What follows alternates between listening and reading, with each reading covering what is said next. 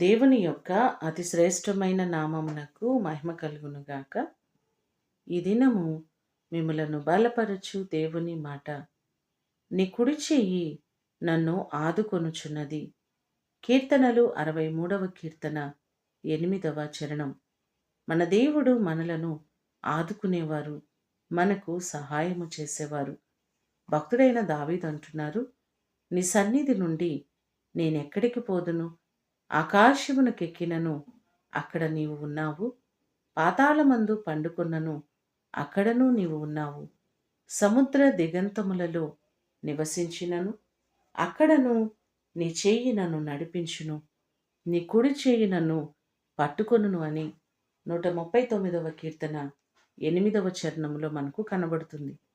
శత్రు భయమంతటి నుంచి అనేక మార్లు దేవుడు దావీదును ఆదుకున్నట్లుగా, దావీదుకు సహాయము చేసినట్లుగా మనము బైబిల్లో చూడగలం. మన పరిస్థితులన్నిటిలో నుంచి ఆయన మనలను ఆదుకునేవారు. ఆయన హస్తము చేత మనకు నెమ్మదిని కలుగ చేసేవారు. ఈ మాటలు వింటున్న మీకందరికీ దేవుడు తోడయ్యుండి ఆయన మీ ప్రతి పరిస్థితుల్లో నుండి మిమ్మలను ఆదుకొని ఆశీర్వదించునుగాక. ప్రార్థన చేసుకుందాం.